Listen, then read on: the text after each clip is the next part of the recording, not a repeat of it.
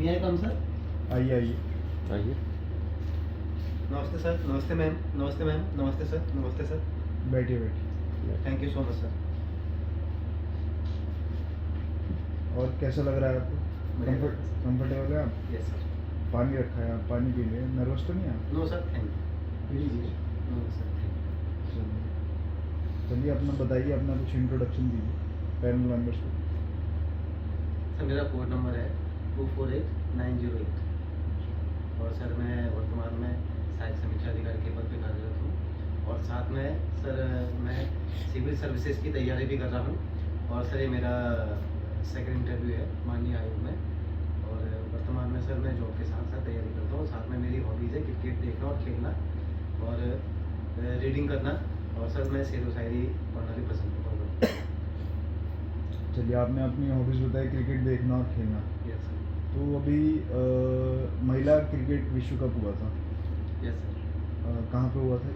Sir ये England में हुआ था, वेल्स में। अच्छा। वहाँ पे आयोजित थे। अच्छा, तो ये कौन सा था? T20 था या 50 ओवर्स वाला था? कौन सा था?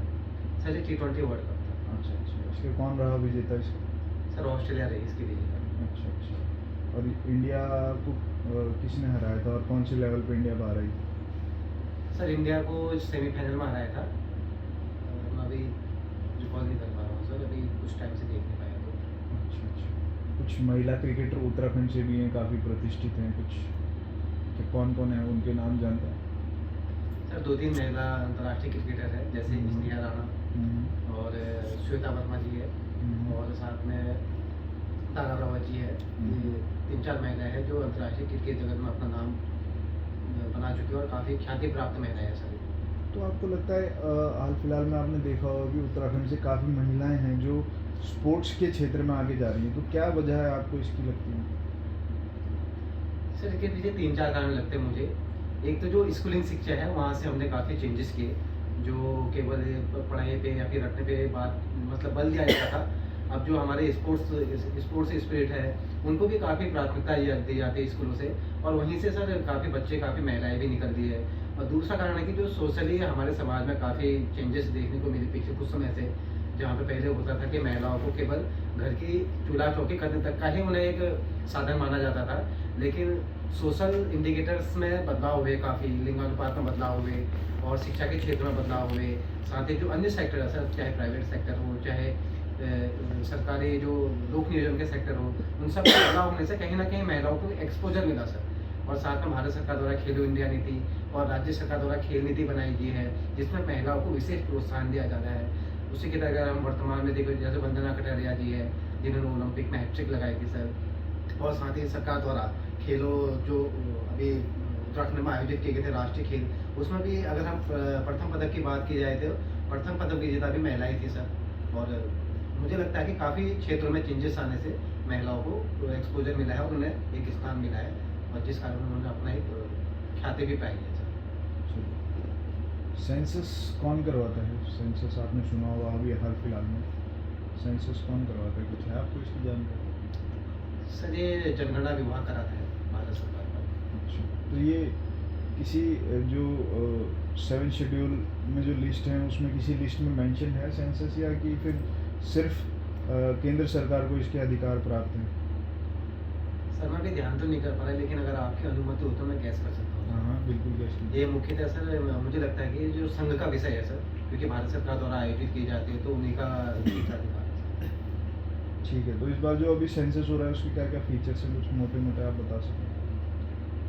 सर ये भारत की पहली डिजिटल जनगणना है और ये स्वगणना भी है, भारत की पहली स्वगणना है जिसमें सेल्फ न्यूमेरिकेशन घर का कोई भी सदस्य, क्योंकि भारत सरकार द्वारा जो ऐप जारी किए गए हैं उनके माध्यम से हम सेल्फ न्यूमेरिकेशन कर सकते हैं। और ये 2 चरणों में होनी है सर। मुख्यतः पहले इसमें जो मकानों की संख्या है उनकी गिनती की जाएगी, देन उनके उसके पश्चात उन मकानों में रहने वाले जो व्यक्ति हैं उनकी गिनती की जाएगी सर। और साथ ही इसमें इस बार सर 33 विषय को सम्मिलित किया गया है, जिसमें जो मूलभूत आवश्यकताएं हैं, अगर घर में फर्नीचर लगा है, फ्रिज है, गाड़ी है, या फिर आपका रहन सहन कैसा है, मेनली इकोनॉमिकल जो इंडिकेटर है उनको भी सम्मिलित किया गया है। और साथ ही 1931 के बाद ये भारत की पहली जनगणना है जो जातिगत जनगणना भी है सर।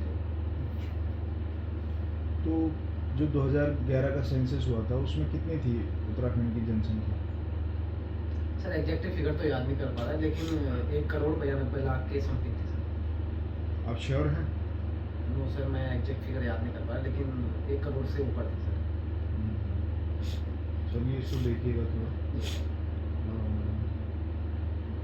आपने सुना होगा कि हाल फिलहाल में न्यूज़ आ रही है कि काफ़ी जो डेमोग्राफिक चेंजेस है बहुत सा हो गए हैं यहाँ पे उत्तराखंड में भी और इंडिया लेवल पे भी। तो कुछ क्या है कारण जो डेमोग्राफिक चेंजेस हो गए हैं? सर इसके पीछे 2-3 कारण विद्यमान है। एक तो सर लगातार एक क्षेत्र से दूसरे क्षेत्र को बढ़ता पलायन। अगर हम बात करें तो ग्रामीण क्षेत्रों से अधिकांश शहरी क्षेत्रों में पलायन होने से उनकी डेमोग्राफिक चेंजेस बहुत ज़्यादा हुए हैं। वहाँ पे जो इंडस्ट्रियल क्षेत्र है उन क्षेत्रों में प्रतिस्पर्धा बढ़ी है। और दूसरा जो भारत के जो सीमावर्ती राज्य है सर, उन राज्यों में जो अवैध शरणार्थी है उनके आने से भी उन क्षेत्रों की डेमोग्राफी में काफ़ी चेंजेस हमें देखने को मिलते हैं। और मुख्यतः इसमें सर जो अगर भौगोलिक कारणों की चर्चा की जाए तो चलिए आप पॉलिटिकल साइंस के भी छात्र रहे हैं, तो अभी जो हाल फिलहाल में ईरान और इजराइल के बीच में जो विवाद चल रहा है, कौन कौन सी इसमें पार्टीज है, क्यों ये विवाद चल रहा है कुछ? सर ये मुख्यतः है ईरान, इजराइल और अमेरिका के मध्य चल रहा है एक त्रिपक्षीय वॉर है सर। अमेरिका इसमें क्यों इतना इंटरेस्ट ले रहा है? अमेरिका की क्या हित है इसमें? सर जैसा कि अमेरिका का अपना एक पर्सनल हित रहता है सर, उसका ये मानना है कि ईरान क्या कर रहा है, न्यूक्लियर इंक्रीमेंट कर रहा है, जो कि उसके लिए या फिर अन्य जो राष्ट्र है उनके लिए खतरा पैदा कर सकता है। तो अमेरिका का ये कहना है कि जो न्यूक्लियर पावर है उसको डिक्लाइन किया जाए या फिर उसको कम किया जाए ताकि वैश्विक शांति स्थापित हो सके। और साथ ही अमेरिका के सर जो अपने मुझे लगता है जो उसके हित है कि वैश्विक निर्यात में जो उसका क्रूड ऑयल है उसको कहीं ना कहीं जो ईरानी जो कंपनियां हैं, क्योंकि ईरान ओपेक का सदस्य देश है सर और मुख्य तेल उत्पादक देश है, तो अमेरिका का ये मानना है कि इन क्षेत्रों में जो उनकी डोमिनेंस पहले से है तो वो बनी रहे। तो इन चीज़ों को लेकर अमेरिका बहुत ज़्यादा सर इंटरेस्ट दिखाता है अपना, यहाँ खासतौर पर मध्य एशिया पे। अच्छा, और यूक्रेन रशिया जो विवाद है उसमें क्या वजह है? क्या अभी तक 5-6 साल हो गए उसको चलते हुए, क्या इनके कारण है जो अभी तक ये डिस्प्यूट सॉल्व ही नहीं हो पा रहा? सर अगर ऐतिहासिक कारणों में जाए तो ये सर्वप्रथम क्रीमिया के युद्ध से शुरू हुआ था, जो कि क्रीमिया का जो क्रीमिया को कब कब्जाया था रशिया ने? सर आई थिंक 1854 में अच्छा। रशिया ने कब्जाया था। हम्म। तो ये विवाद यहाँ से शुरू हुआ और एक क्षेत्रीय असुरक्षा को लेके या फिर रशिया का मानना ये रहता है। हाँ। तो रशिया का ये मानना रहता है जो यूक्रेन है वो कहीं ना कहीं नाटो देशों का एक सदस्य बनना चाहता है, जो कि उसके सीमावर्ती क्षेत्रों के लिए खतरा है। तो रशिया हमेशा से उन क्षेत्रों पे अपना डोमिनेंस स्थापित करने के लिए सर लगातार देखने को मिलता है कि समय समय पे ये चीज़ें होती रहती है सर। चलिए अब हमारे साथी मेंबर आपसे सवाल पूछेंगे। Thank you sir. अच्छा, ये बताएं कि जो ब्रिटिश शासन था उसमें रेल को वास्तविक संस्था में क्यों कहा जाता है? सर क्योंकि रेल द्वारा जब कमिश्नर का कार्यभार संभाला गया तो उनके द्वारा विभिन्न क्षेत्रों में कार्य किया गया सर। जैसा कि उनके जो पूर्ववर्ती गवर्नर थे वो केवल युद्ध जीतने के पश्चात उतना समय उन्हें मिल नहीं पाया और वो हर क्षेत्र में मतलब इस्टेब्लिशमेंट का काम नहीं कर पाए। तो ट्रेन द्वारा भू राजस्व के क्षेत्र में, राजनीति के क्षेत्र में, आर्थिक क्षेत्र में और समाज के क्षेत्र में बहुआयामी कार्य किए गए थे, इसलिए उन्हें सर ब्रिटिश कमिश्नर के रूप में वास्तविक सत्ता को माना जाता है उत्तराखंड में। अच्छा, अनुसूची जो 6 है उसमें मतलब क्या बताती है अनुसूची 6? सर ये मेनतः जो अनुसूचित जनजाति क्षेत्र है उनके प्रशासन से संबंधित है कि उनका प्रशासन किस प्रकार से किया जाएगा, लोकल बॉडीज का क्या योगदान रहेगा या फिर उनके लिए नियम कानून बनाने की क्या शर्तें हैं, इसको इंडिकेट करता है सर अनुसूचित 6। अच्छा, 1935 का जो भारत शासन अधिनियम था उससे जो हमारे संविधान में जो जब संविधान बनाया गया मतलब कौन कौन सी चीज़ें 1935 की कभी भी हमारे संविधान में देखने को मिलती हैं? दरअसल सर्वप्रथम तो 1935 का अधिनियम हमारे जो आज़ादी के बाद का भारतीय संविधान निर्मित हुआ उसका आधार माना जाता है, क्योंकि 250 से अधिक अनुच्छेदों को हमने उसमें शामिल किया अपने संविधान में 1935 के अधिनियम के तहत। और साथ ही सर जो ऑनरेबल जो सुप्रीम कोर्ट है उसका जो स्ट्रक्चर बना था, जो संघीय ढांचा बना था, वो 1935 के अधिनियम के द्वारा हमने अडॉप्ट किया था। और 1935 के ही अधिनियम द्वारा हमने अपने यहाँ पे रिजर्व बैंक ऑफ इंडिया की स्थापना की थी। और अभी मैं यही याद करता हूँ। आपका ये पहला इंटरव्यू है? नो सर, ये मेरा थर्ड इंटरव्यू है। इससे पहले मैं 2 इंटरव्यू दिया था। उन 2 इंटरव्यू में क्या हुआ? सर उन 2 इंटरव्यू में मेन सहित अगर मिला के देखें तो सर उन 2 में मुझे अंतिम रूप से सफलता नहीं मिल पाई सर। तो इस बार मेरी कोशिश रही कि मैं अपने आप को बेहतर कर पाऊँ। और उस तो कहाँ कमी रह गई थी? इंटरव्यू लेवल पे, मेंस लेवल पे, कहाँ पे कमी रह गई? सर मुझे लगता था कि मेरा दोनों ही रूपों में कमी थी सर, कुछ ना कुछ कहीं ना कहीं रह गई थी। लेकिन इस बार मैंने सर मेहनत करके तो मतलब आप कह रहे हैं कि इंटरव्यू में जो पैनल मेंबर्स हैं उनका भी योगदान रहा कुछ आपको, आप जो असफल रहे उसमें? नो सर, मैं ऐसा तो नहीं कहूँगा सर, क्योंकि इंटरव्यू पैनल का जो मूल्यांकन था, जो आकलन था, वो मुझे लगता है कि बहुत अच्छा था और ऑनेस्ट था। और मैंने निश्चित तौर पे सर जो भी कमियाँ थी उन्हें दूर करने का तो प्रयत्न आपकी किया है। एक्सपेक्टेशन के हिसाब से पैनल मेंबर्स ने नंबर दिए थे या आपकी एक्सपेक्टेशन के जितना ही या उससे ज़्यादा दे दिए थे? यस सर, मैं जैसा मेरा इंटरव्यू हुआ, जो वहाँ पे क्वेश्चन पुट अप किए गए थे, मुझे लगता है कि उसके अनुसार मुझे न्याय संगत मुझे मार्क्स मिले थे। लेकिन मुझे ये फील हुआ बाद में कि मुझे और भी ज़्यादा मिल सकते थे, क्योंकि मुझे और थोड़ा मेहनत करने की आवश्यकता थी सर। जैसे पिछले बार कुछ फैक्चुअल मेरी चीज़ें रह गई थी, कुछ क्षेत्रों पे सर मुझे लगता था कि मैं काम नहीं कर पाया हूँ, तो इस बार मैंने उन क्षेत्रों पे काम किया। पिछली बार सर फर्स्ट एक्सपीरियंस होने के कारण कहीं ना कहीं मुझे वे ऑफ टॉकिंग में दिक्कत आ रही थी सर, तो उन क्षेत्रों में मैंने काम किया सर। और मुझे निश्चित तौर पे ऐसा लगता है कि इस बार कहीं ना कहीं मैं निश्चित तौर पे सफल होऊंगा सर। अच्छा, विनोबा भावे के बारे में आप जानते होंगे, यस सर। तो उनका स्वतंत्रता आंदोलन में क्या योगदान था? सर उनका स्वतंत्रता आंदोलन में बहुत महत्वपूर्ण योगदान था। अगर मूलतः हम बात करें तो जो व्यक्तिगत सत्याग्रह था, राष्ट्रपिता महात्मा गांधी द्वारा जो 1940 में चलाया गया था, उसके पहले सत्याग्रह भी वही थे। और आज़ादी के बाद जो भूदान आंदोलन था सर, जो भूमि संबंधी जो आंदोलन थे, जो रियासतों जो जमींदारी व्यवस्था थी सर, जो एकीकृत जो भूमि प्रबंधन था, उसको कहीं ना कहीं दूर करने में उनका महत्वपूर्ण योगदान रहा सर। और भारत छोड़ो आंदोलन के दौरान भी उनका महत्वपूर्ण योगदान रहा था सर। अच्छा, 1857 का जो स्वतंत्रता संग्राम हुआ, आपको उसका 2 तात्कालिक कारण बताइए, 2 तात्कालिक कारण बताइए 1857 की क्रांति की।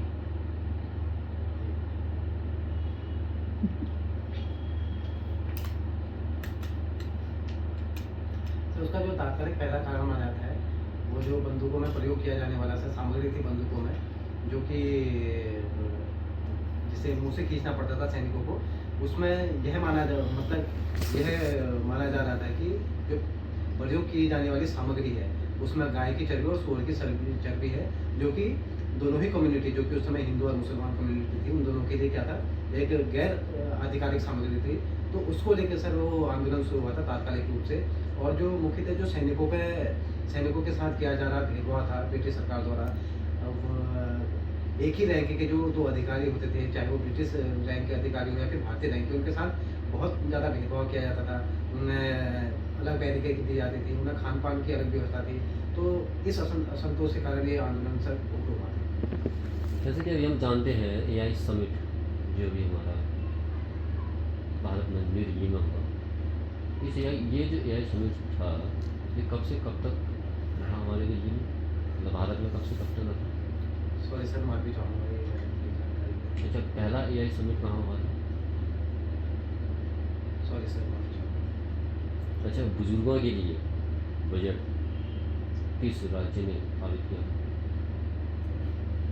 माफी चाहूँगा सर, लेकिन मैं इसे देखूँगा जरूर सर। अच्छा, अभी आपको पता है कि केरल का नया नाम केरलम रख दिया, वो किस आर्टिकल के तहत रख दिया गया है? सर ये आर्टिकल 3 के है। आर्टिकल 3 क्या कहता है? सर किसी भी राज्य की सीमाओं में परिवर्तन, नाम में परिवर्तन और साथ में एक राज्य से दूसरे राज्य का निर्माण करना, ये आर्टिकल 3 के तहत है सर। क्या इसे संविधान संशोधन कहेंगे? नो सर, इसे साधारण संशोधन की परिभाषा में करना है। अच्छा, जैसे हम जानते हैं GST 2.0 जो अभी आ गई है, इसकी जो नई स्लैब है वो क्या है? सर इसमें मुख्यतः 2 स्लैब्स रखे गए हैं, पहले 4 स्लैब थे, इसमें 5 और 18 को रखा गया है, जो पहले 12 और 28 थे उसे हटा दिया गया सर। चलिए सर, थैंक यू। आप अपनी इंस्पिरेशन किनको मानते हैं, किनसे इंस्पायर होते हो आप?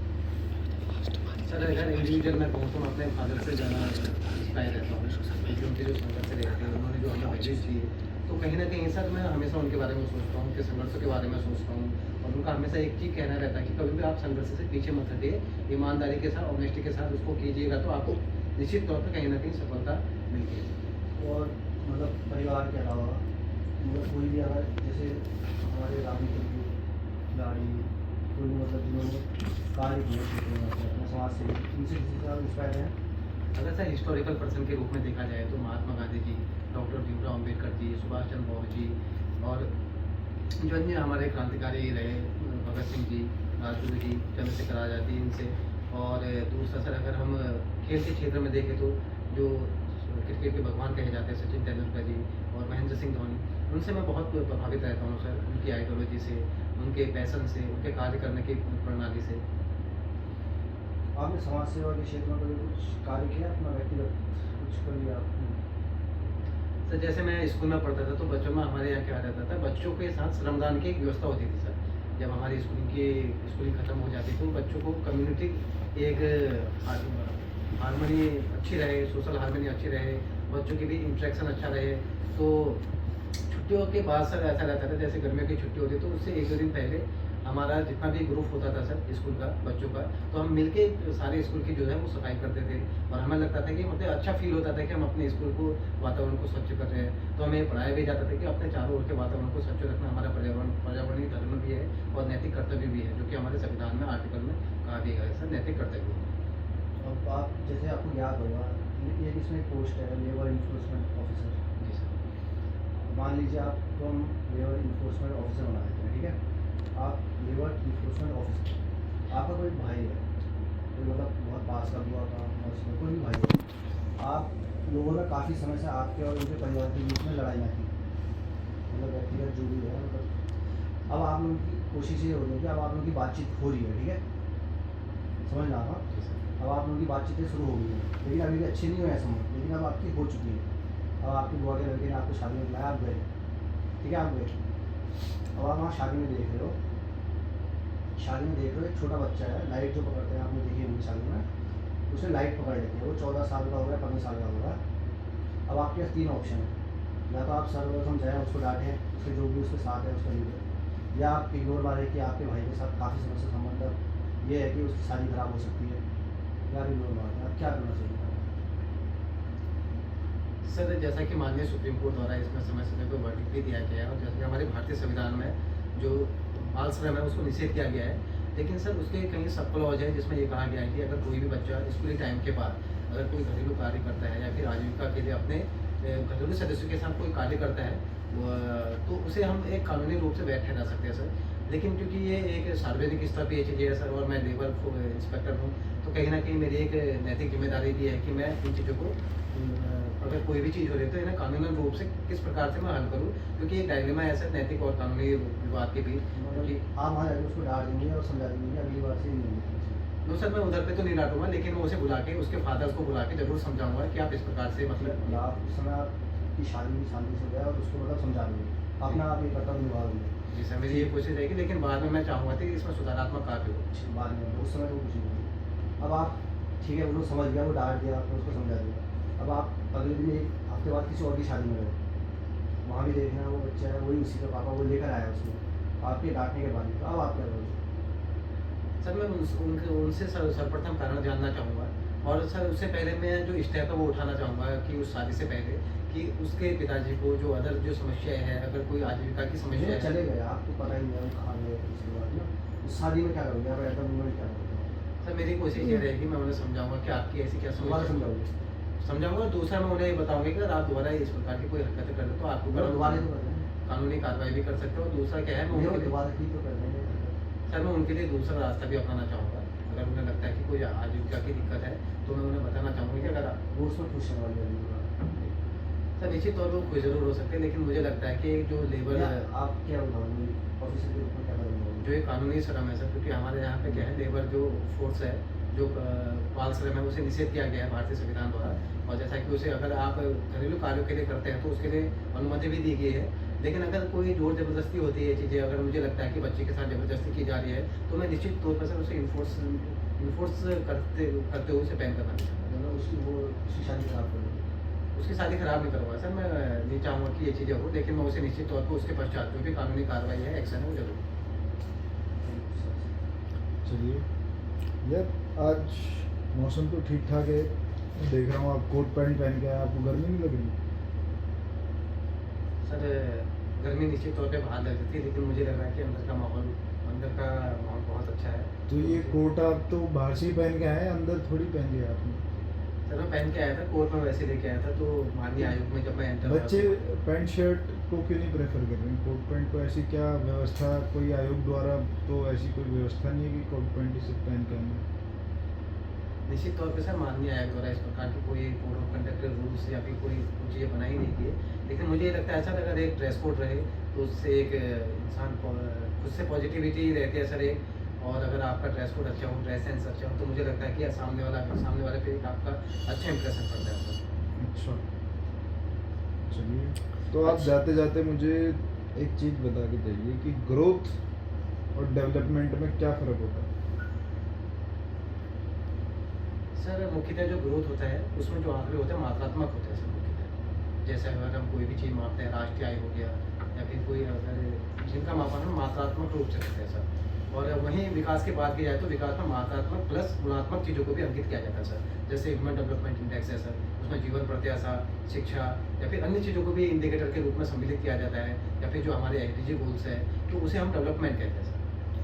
अच्छा, आपकी बातों से ऐसा लग रहा है कि काफ़ी मोनोटोनस टोन लग रही है आपकी। कोई आपने कभी विचार किया इसके बारे में? सॉरी सर, कभी ऐसा विचार तो किया नहीं, लेकिन निश्चित तौर पे अगर ऐसा है तो मैं इसमें सुधार करूँगा सर। चलिए, आपसे बात करके अच्छा लगा। अच्छा, जाते जाते मैं सर, जी जी। आपने कहा कि आपकी हॉबी जो है शायरी पढ़ना भी है, तो जाते जाते 3 ऐसी शायरियाँ बता की जाए ताकि हमारी थकान दूर हो जाए। 3 ऐसी शायरियाँ बता की जाए। सर पहला तो मैं वो स्टूडेंटों के लिए कहूँगा जो कई बार हार जाते हैं और कई बार जज्बा इकट्ठा नहीं कर पाते हैं। मुझे लगता है कि अब जीवन में कुछ नहीं बचा, तो मैं कहना चाहूँगा कि रख हौसला वो मंजर भी आएगा, रख हौसला वो मंजर भी आएगा, प्यासे के पार चलकर समंदर भी आएगा। थक कर ना बैठे मंजिल के मुसाफिर, थक कर ना बैठे मंजिल के मुसाफिर, मंजिल भी मिलेगी और मिलने का मज़ा भी आएगा। और सर दूसरी शायरी अभी मैंने हाल फिलहाल में एक देखी सर, 2 लाइनें जो मुझे काफ़ी अच्छी लगी। मुझे लगता है कि वो मुझे बहुत मोटिवेट भी करती है। जो खाएगा बर्गर बर्गर ये है दूसरी शायरी कि मंजिल मिलना ना मिलना मुकद्दर की बात है, मंजिल मिलना ना मिलना मुकद्दर की बात है, और हम मेहनत भी ना करें यह तो गलत बात है। और सर तीसरी शायरी अभी मैं ध्यान नहीं कर पा रहा सर, तीसरी शायरी को। एक मेरे फेवरेट हैं बहुत, जॉन एलिया साहब, अगर आप जानते हैं तो एक शायरी उनकी भी। निश्चित तौर पे सर मैं भी सुनता हूँ, तो उनकी एक शायरी मुझे काफ़ी पसंद है। सर दहशत झिझक परेशानी, सर दहशत झिझक परेशानी, ये सब क्या है, तुम नाच से काम क्यों नहीं देती, आ वो जी मगर ये सब क्या है, तुम मेरा नाम क्यों नहीं लेती। बहुत बढ़िया, ठीक है। चलिए, आपसे बात करते हैं। Thank you so much sir, thank you ma'am, thank you sir. एक को तो मैं भी बना रखा हूँ। बहुत बढ़िया यार।